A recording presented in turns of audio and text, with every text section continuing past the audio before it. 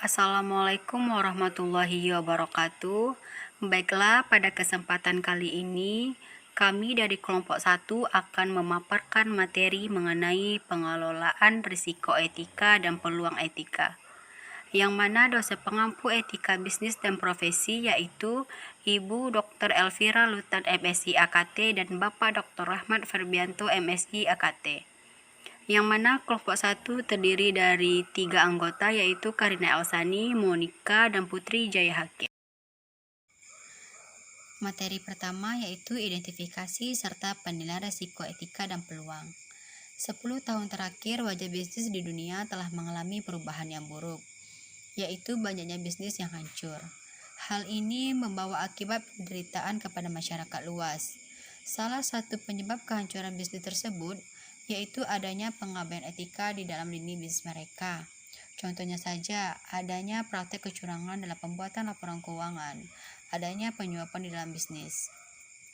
Salah satu faktor timbulnya sikap pengabaian etika ini karena adanya usaha perusahaan dalam mencapai tujuan utamanya, yang mana kita ketahui bahwa tujuan utama perusahaan adalah mencapai keuntungan yang sebesar-besarnya dengan biaya yang sekecil-kecilnya. Risiko merupakan sesuatu hal yang melekat dalam setiap gerak langkah tindakan. Risiko tidak bisa dihilangkan, tetapi risiko bisa dikurangi dengan cara mengelola risiko tersebut. Ketika dapat melebihi ekspektasi, maka akan memberikan peluang untuk menggalang dukungan. Hal ini sangat penting untuk menghindari potensi kerugian dalam perusahaan. Selanjutnya yaitu keterbatasan dari pendekatan Enterprise Risk Management atau ERM tradisional. Beberapa perusahaan melakukan pendekatan manajemen risiko ini dalam kerangka pengelolaan risiko etika yang penuh untuk mendukung cara baru pemangku kepentingan yang berfokus kepada masalah-masalah dari perspektif dampak keuangan mereka pada pemegang saham dan bukan pada dampak non-finansial pada pemangku kepentingan. Selain itu, bahkan dalam dampak keuangan, pendekatan IRM tradisional ini telah terjadi ketergantungan yang keliru pada auditor eksternal. The New Statement of Auditing Standard SIS 99 yang dirilis oleh IACPA dalam menanggapi bencana Enron dan WorldCom dan Sarbanes-Oxley pada tahun 2002. Memfigurkan bagaimana auditor eksternal telah diarahkan menuju kesadaran atas kecurangan, pemeriksaan dan pelaporan yang lebih baik atas kecurangan tersebut. Secara khusus SICS 99 mengharuskan bahwa tentang penyebab dan untuk salah satu material potensial dalam laporan keuangan karena kecurangan sebelum dan selama audit. Yang kedua, bimbingan harus diikuti tentang pengumpulan data prosedur audit dan untuk mengidentifikasi risiko dan kecurangan. Yang ketiga, yaitu dari penilaian risiko kecurangan berdasarkan faktor-faktor risiko yang ditemukan dan di bawah revisi asumsi manajemen tidak bersalah hingga benar bersalah, yaitu mengenai menganggap secara wajar bahwa ada risiko manipulasi pendapatan karena kecurangan dan kemudian menyelidikinya. Yang keempat yaitu peningkatan standar untuk pemeriksaan, dokumentasi, dan pelaporan langkah-langkah audit yang diambil untuk memastikan bahwa tidak terjadi manipulasi. Yang terakhir yaitu tindakan lainnya adanya mendukung penilaian tentang kecurangan, pengembangan kriteria anti kecurangan dan kontrol, adanya alokasi 10% dari kredit untuk mempelajari kecurangan, adanya pengembangan program pelatihan kecurangan untuk umum, dan untuk mendorong pendidikan anti kecurangan di universitas dan materi yang sesuai. Identifikasi serta penilaian risiko etika dan peluang, yaitu teman-teman dapat melihat ada 3 tahap. Pada tahap pertama, para peneliti harus membuat peringkat kepentingan terhadap pemangku kepentingan. Hal ini menggunakan kerangka kerja urgensi, legitimasi, dan kekuasaan dan analisis pengaruh dinamis. Setelah langkah ini, peneliti harus memiliki pemahaman yang proyeksinya tentang isu kepentingan terhadap pemangku kepentingan, hal mana saja yang sensitif dan penting. Selanjutnya, tahap kedua. Peneliti harus mempertimbangkan kegiatan korporasi mereka dan menilai risiko dan tidak memenuhi peluang atau peluang yang melebihi harapan. Ketika mempertimbangkan apakah harapan telah dipenuhi, perbandingan harus dibuat antara input yang relevan, kualitas, dan variabel kinerja yang lain. Selain itu, perbandingan harus terbuat dari kegiatan perusahaan dan harapan pemangku kepentingan yang menggunakan besar budaya atau dasar budaya yang dihormati, yaitu adanya kejujuran, keadilan, belas kasihan, integritas, prediktabilitas, dan tanggung jawab. Tahap ketiga yaitu melibatkan penyusunan laporan yang dihasilkan. Kebutuhan perusahaan khusus harus menentukan sifat laporan yang disajikan, tetapi perbandingan harus diberikan atas risiko etika dan peluang untuk setidaknya laporan berikut, yaitu menurut kelompok pemangku kepentingan, menurut produk atau jasa, menurut tujuan perusahaan, menurut nilai hipermom, dan menurut pemicu reputasi. Manajemen risiko etika dan peluang. Di sini teman-teman dapat melihat hubungan pemangku kepentingan efektif, yaitu mengenai stakeholders potential for cooperation. Pada tahap high, yaitu ada tipe 4 dan tipe 1. Tipe 4 yaitu Miset Blessing dengan strateginya kolaborasi, yaitu adanya kolaborasi antar perusahaan. Sedangkan tipe 1 adanya supportive dengan strategi enough. Sedangkan pada low adanya tipe 3 dan tipe 2, yaitu tipe 3 menggunakan non-supportive dengan strategi driven. Sedangkan tipe 2-nya menggunakan marginal dengan strategi monitor atau memonitori setiap langkah-langkah yang telah ditentukan oleh perusahaan tersebut. Tanggung jawab sosial perusahaan dan kewarganegaraan korporat.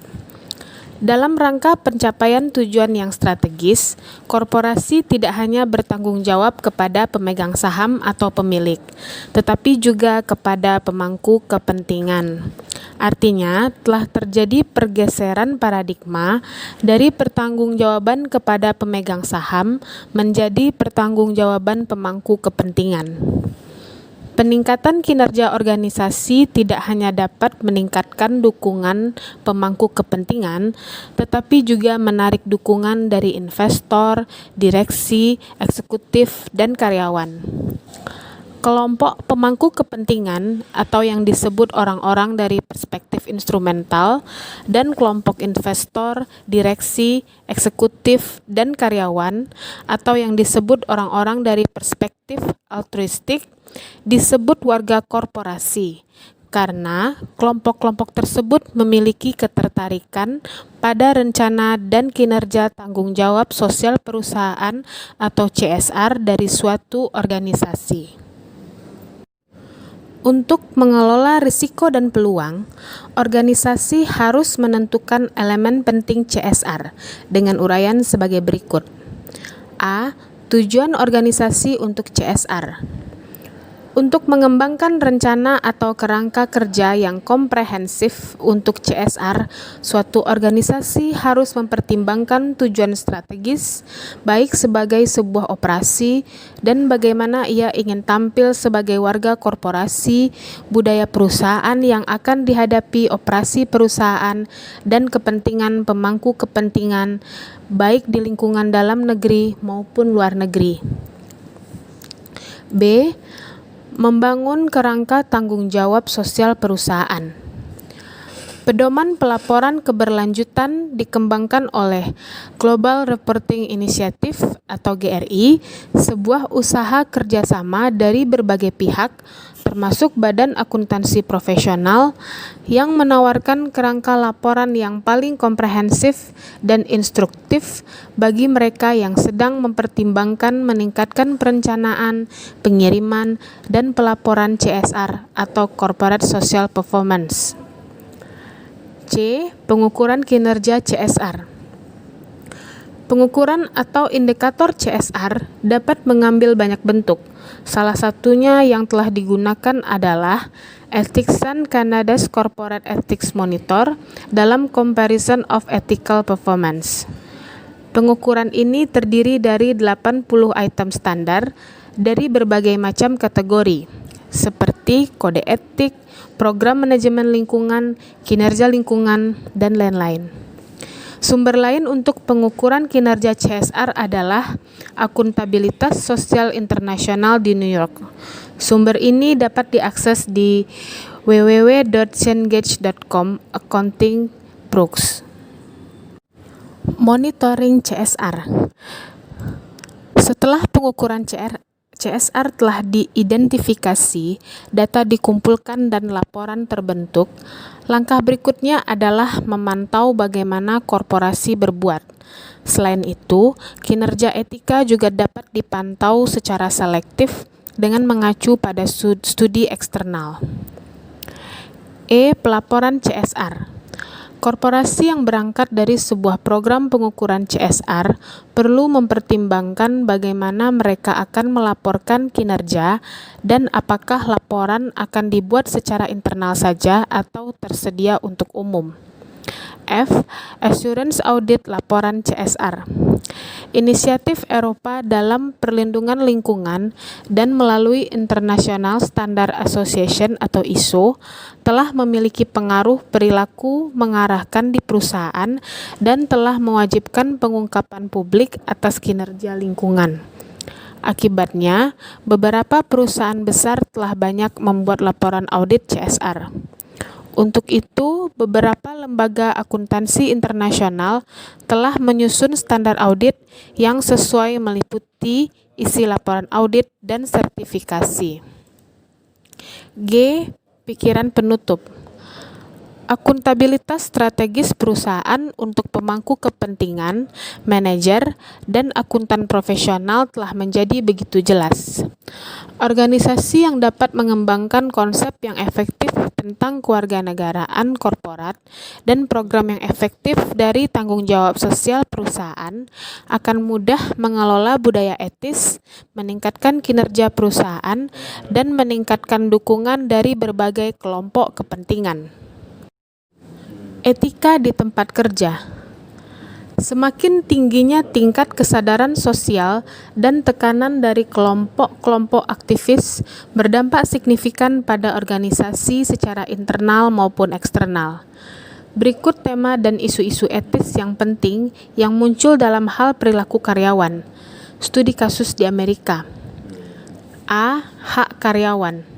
Artinya, telah ada kesadaran untuk meningkatkan hak-hak karyawan yang lebih layak. Privasi dan martabat. Artinya, kepentingan pribadi karyawan lebih penting dari atasan kecuali dalam keadaan tertentu. Kepentingan atasan adalah wajar dan bisa diterima secara moral. Perlakuan yang adil.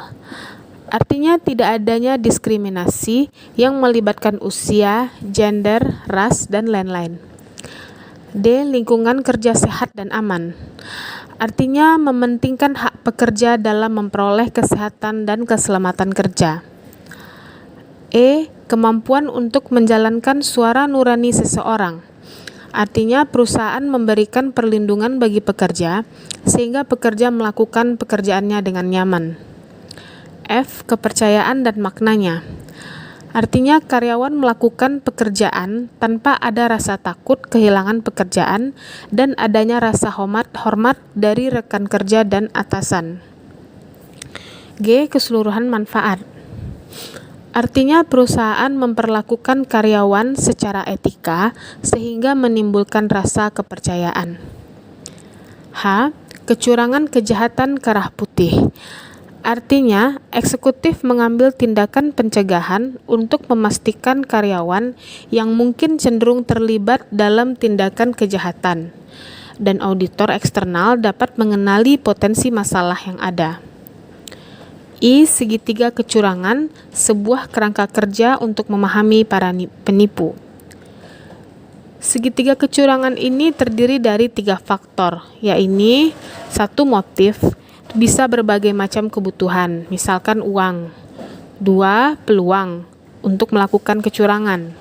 3. Rasionalisasi, yaitu merasionalisasi kecurangan undang-undang. Memahami motivasi penipu. Gambar berikut ini merupakan hierarki kebutuhan Maslow.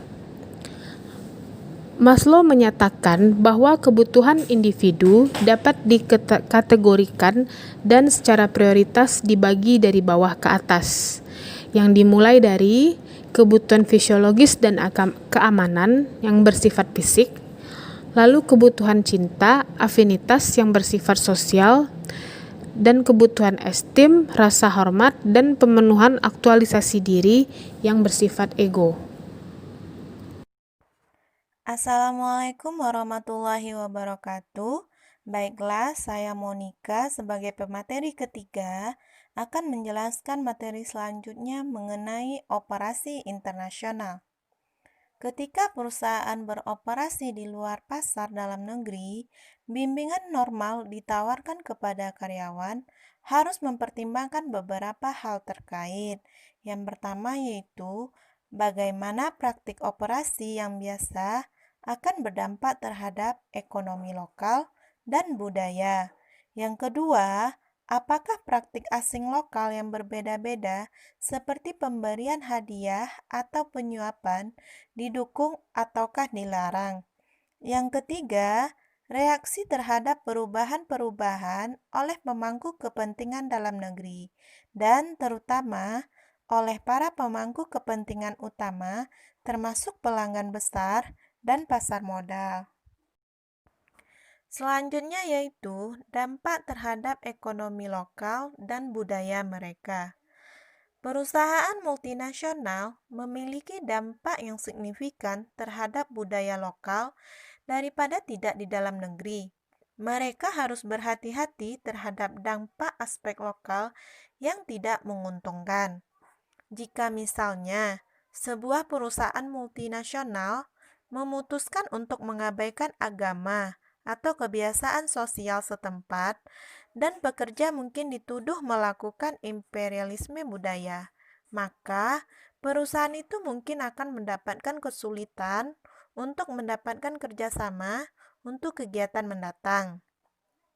Selanjutnya yaitu konflik antar budaya domestik dan budaya asing. Mungkin masalah paling sulit muncul ketika nilai-nilai para pemangku kepentingan utama perusahaan berbeda dengan yang ada di daerah lokal negara asing. Selanjutnya yaitu penyuapan, pembayaran untuk memfasilitasi. Dalam operasi di luar negeri, perusahaan-perusahaan multinasional mungkin diminta untuk melakukan pembayaran memfasilitasi atau suap. Sebuah pembayaran memfasilitasi biasanya memiliki nilai nominal dan dibuat untuk mempercepat hasil yang akan juga terjadi dengan waktu yang cukup. Selanjutnya yaitu konflik budaya yang jelas dengan melarang pemberian hadiah, suap, atau pembayaran memfasilitasi. Dipercaya bahwa perusahaan tidak dapat melakukan bisnis di beberapa negara kecuali mereka melakukan pembayaran untuk para pejabat. Namun beberapa perusahaan menemukan bahwa mereka mampu melakukan bisnis tanpa pembayaran tersebut, terutama karena produk atau jasa mereka sangat baik. Selanjutnya yaitu imajinasi moral. Para manajer menggunakan imajinasi moral untuk merancang alternatif yang menjawab kebutuhan dalam budaya lokal, tetapi sesuai dengan norma-norma untuk perilaku yang dapat diterima. Selanjutnya yaitu pedoman praktik etika.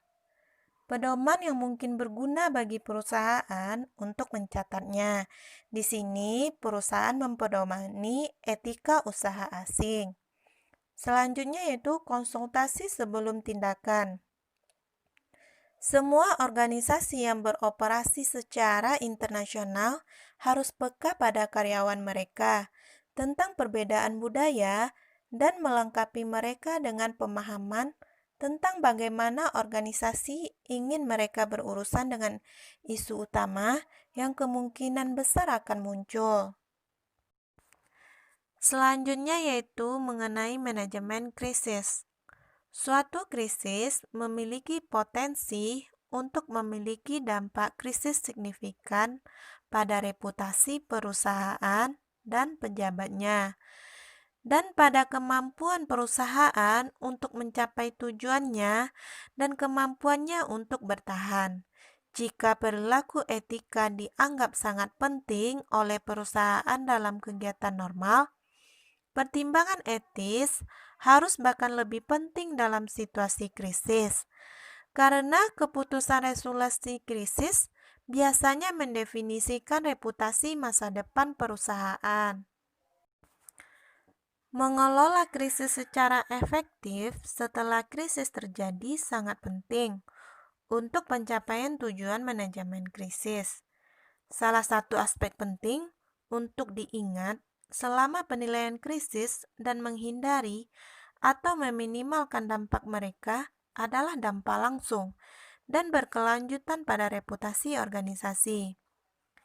Di sini, etika dapat diintegrasikan ke dalam proses pengambilan keputusan bagi manajemen krisis dengan berbagai cara.